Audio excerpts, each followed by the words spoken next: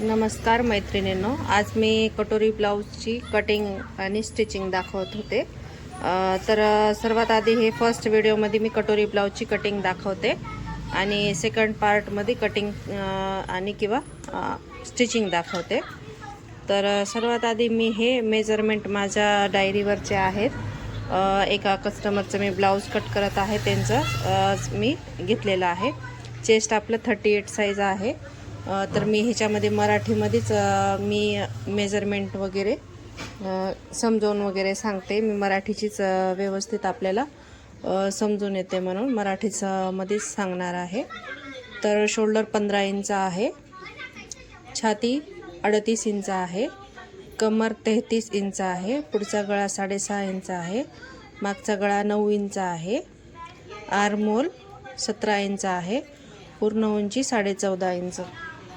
तर हे मी पूर्ण मार्किंग वगैरे केलेलं आहे, तुम्हाला ह्याच्यामध्ये मी समजावून वगैरे सांगते। तर सर्वात आधी आहे की नाही, आपल्याला हे एक्स्ट्रा जे पण आहे फॅब्रिक्स, आपल्याला हे एक्स्ट्रा जे पण आहे ते मार्क करून घेतलेलं आहे। सर्वात आधी मी अशा प्रकारे एक्स्ट्रा जे पण आहे ते मार्क करून ठेवले आणि आता आपल्याला उंची घ्यायची आहे। उंची 14 इंच आहे, 14.5 इंच आहे। तर आपल्याला बॅक साईडला, मागच्या साईडला आपल्याला अर्धा इंच वाढवायचा आहे आणि पुढच्या साईडला अर्धा इंच म्हणलं तर पुढच्या साईडला आपला 1 इंच वाढतं, बॅक साईडला अर्धा इंच वाढतं। तर आपलं 14.5 इंच उंची आहे, तर 15 इंच घेतलेली आहे। हे बॅक साईडची उंची आहे आणि ही 15.5 इंच पुढची उंची आहे। हे बॅक साईडची आहे आणि हे फ्रंट साईडची आहे उंची। हे मी कट करून पेपर जेव्हा समजवलं तेव्हा तुम्हाला हे समजेल। बिगिनरसाठी, ज्यांना आधी कटिंग येते त्यांना हे लवकर समजून जातं। आता आपलं हे शोल्डर आहे 15 इंच, शोल्डर 15 इंच आहे, तर आपल्याला त्याचं हाफ करून घ्यायचं आहे। तर 7.5 इंच येतो। 7.5 इंच आपल्याला खूप जास्त मोठा होतो, गळे डीप आहेत, 6.5चा आहे आणि 9चा आहे, बॅक साईड डीप आहे। तर मी आपलं 7 इंच जे आहे ना, त्याच्यातून आपल्याला 1.5 इंच कमी करून घ्यायचं। हे बॉडी मेजरमेंट घेतलेलं आहे, तर 15 इंच आपल्याला 7.5 इंच येतं, तर 1.5 इंच आपण कमी केलं तर चालते। 7 इंचाच्या पुढून जे पण गळा राहील, डीप गळा राहते, तर त्यांना जास्त पण असं ब्रॉड शोल्डर पाहिजे, तर मी त्यांच्यासाठी 5.5 इंच घेतलेला आहे। 2 इंच मी कमी केलेला आहे, 7.5 मधून 2 इंच कमी, इथे 1 इंच आणि इथे 5.5 पर्यंत 2 इंच झालेलं आहे। हे 5.5 वर आपली मार्किंग करून घेतलेली आहे। शोल्डरचं हे खांदा आहे, खांद्याचं आपलं 3.25 इंच घेतलेलं आहे। 3.25 इंच म्हणलं तर आपलं 2.25 इंचाचं रेडी येतं, 2.25 किंवा 2.5 इंचाचं। आपल्याला हे जे 2 पॉईंट आहे ते गळ्याला शिवण्यासाठी लागतं आणि अर्धा इंच स्लीव्ज जॉईंटसाठी आपल्याला 2.5 इंचाचं शोल्डर तयार येतं। आता हे पुढचा गळा आपला मार्किंग झालेला आहे। पुढच्या गळ्याचं आपलं 6.5 इंच आहे, तर अर्धा इंच मी वाढवलेला आहे। 6.5 आहे तर 7 इंच घेतलेला आहे, 6.5 आहे तर 7 इंच घेतलेला आहे। आणि आता हे आर्महोलचा जसा आर्महोल 17.5 आहे ना, आर्महोलच्या शेपच्या हिशोबाने आपल्याला हे बॉक्स जे टाकलेलं आहे आपलं 9 इंचाचा आर्महोल येतो, 8.5 इंच येते। आर्महोल 17 आहे, याचं आपल्याला अर्ध करायचं, 8.5 इंच आपलं आर्महोल येतं। तर आपल्याला हे बॉक्स आपल्या हिशोबाने टाकायचं। 5.5 टाकलं तर हे आपलं खूप क्रॉसमध्ये अशी फिटिंग येते। आपल्याला इथं 6चा बॉक्स टाकावं लागतं, तर मी हे 6चा बॉक्स टाकला आणि मार्किंग केलेलं आहे। हे 2 मार्किंग घेतलेलं आहे, 1 इंचावर आणि 1.5 इंचावर। 1 इंचावर आणि 1.5 इंचावर आपले हे राऊंड भाग आपले काढून घ्यायचे आहेत। आता हे वरच्या साईडला मी अर्धा इंच सोडलेला आहे आणि इथे आपल्याला आर्महोल मोजून घ्यायचं आहे। आर्महोल 8.5 इंच आपलं यायला पाहिजे, 8.5 इंच आपलं इथं येते, पण मी अर्धा इंच वाढून घेतलेलं आहे। आपलं हे स्टिचिंग केल्यानंतर हे आर्महोल कमी येतं, किंवा आपण 8.5 वर पण केलं तरी ते आपली मार्जिन असते, ॲडजस्ट होऊन जातं। हे झालं आता आर्महोलची मार्किंग। पुढच्या गळ्याची मार्किंग, ही क्रॉस पट्टी मी 3.5 इंच घेतलेलं आहे, 3 इंच तयार येते। खालच्या रेषेपासून आपल्याला 3.5 इंच मोजून घ्यायचं आहे. आता इकडल्यापेक्षा इकडे 1 इंच कमी घ्यायचं आहे. तर आपल्याला 2.5 इंचाची इकडल्या साईडला मार्किंग येते. 2.5 इंचाची मार्किंग इकडे घेऊन आपल्याला हे सरळ इथपर्यंत आपली स्ट्रेट अशा प्रकारे जर आपण मार्क केलं, स्ट्रेट मार्क करून घ्यायचं. नंतर इकडे क्रॉसमध्ये इथे करायचं. आपला क्रॉस पट्टीचा शेप बराबर येतो. आता इथे कंबर आहे 33 इंच. 33 इंचाचा आपल्याला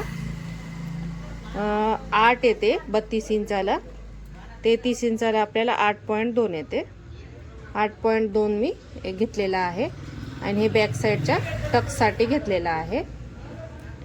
आणि हे मार्जिन आहे 1.5 किंवा 2 इंच आपण मार्जिन ठेवू शकता. मी 2 इंच ठेवलेले आहे. त्यांना जास्त मार्जिन ठेवायचे आहे कस्टमरला. आणि इकडे पण आपल्याला आर्मोलच्या पुढून 2 इंच मार्जिन ठेवलेली आहे.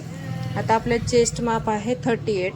चेस्ट माप 38 आहे. तर आपलं किती येते 9.5 इंच आपल्याला इथं कटोरीपासून इथून मोजायचे. इकडं आपल्याला 9.5 इंच इथं येते.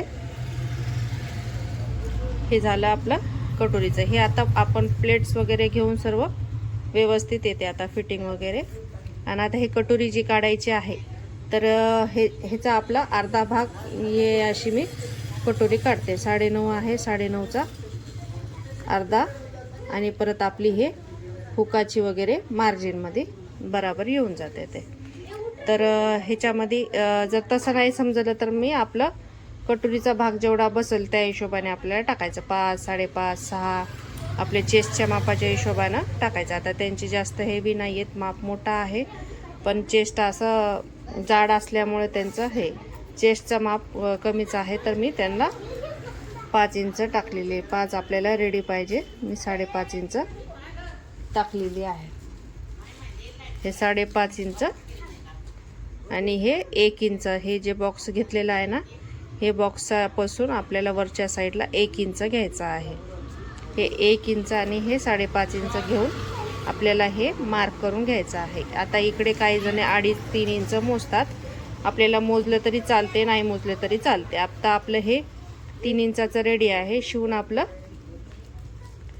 एवढं इकडे आणि इकडे कमी होऊन आपलं 2-2.25 इंच आपल्याला रेडी भेटेल हे. तर हे अशा प्रकारे कटोरीचं मेजरमेंट केलेलं आहे. आता हे कटोरीचं आपल्याला कशा प्रकारे वाढवायचं आहे ते पण मी दाखवते. आता हेला आपण कटिंग करून घेऊ. सर्वात आधी हे फ्रंट साईडचं कट करायचं आहे. मी फ्रंट आणि बॅक एकासोबतच कटिंग करते. अशा प्रकारे हे एक्स्ट्रा जे पण आहे ते आधी सर्वात आधी कट करून घ्यायचं आहे. हे फ्रंट साईडचं हे पण आपलं एक्स्ट्रा आहे, हे पण कट करून घ्यायचं आहे.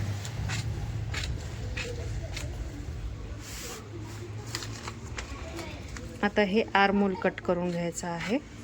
हे सर्व मी आधी एक्स्ट्रा जे पण आहे ते कट करून घेतलेलं आहे. हे जेवढं पण आपलं एक्स्ट्रा पार्ट आहे हे पूर्ण कटिंग करून झालेलं आहे. आता राहिलेला आहे आपला हे गळ्याचा पार्ट कट करायचा. गळ्याचा आपल्याला छोटासा हे पार्ट आधी कट करायचा. मग हे म्हणलं तर हे आपलं इथे नॉच इथे येऊन जातं. मग फ्रंट साईडचा गळा कट करून घ्यायचा अशा प्रकारे. थोडं हलकं गोलाई दिलं तरी चालते किंवा आपलं स्ट्रेट पण घेतलं तरी चालते. अशा प्रकारे हे कट करून घ्यायचं आहे. परत हे क्रॉस पट्टी कट करायची आहे.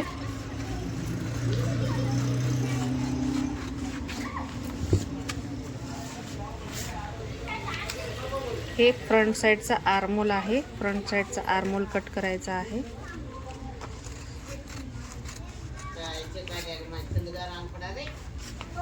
हे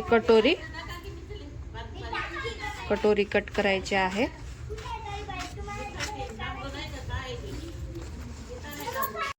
आता आपल्याला हाईट घ्यायची आहे बॅक साईडची आपली 14 रेडी आहे. तर आपल्याला 15 इंच घेतलं आणि फ्रंटचं 15.5. आता आपल्याला हे बॅक साईडचं आपल्याला अर्धा इंच कमी करायचं आहे.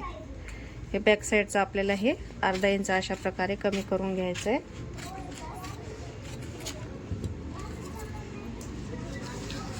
बॅक साईडचा गळा 9 इंच आहे तर 9.5 इंच घ्यायचा आहे. आता याच्यामध्ये आपण डीप गळा हवा असेल तर आपण इथे क्रॉसमध्ये पण घेऊ शकता. मला तर पसरट गळा पाहिजे असेल तर आता यांना नॉर्मलच पाहिजे. याने असं जास्त पैस नाही घालणार तर त्यांना मी असं हलका शेपच देते. जर आपल्याला ब्रॉड पाहिजे असेल तर खालच्या साईडला इथे अर्धा इंच वाढवायचा अशा प्रकारे, आणि ह्याच्यामध्ये आपल्याला इकडे गोलाई द्यायची अशा प्रकारे. खालच्या साईडला हे ब्रॉड होतं. आपण आपल्याला हे कमीच पाहिजे, त्यांना ब्रॉड नाही पाहिजे. एवढ्यामध्येच मी कट करते.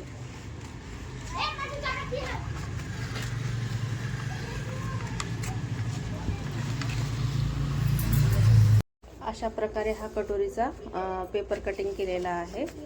जर तुम्हाला कटोरीचा पूर्ण फुल व्हिडिओ आणि कटिंग स्टिचिंग पूर्ण पाहायचे असेल तर कमेंट करा.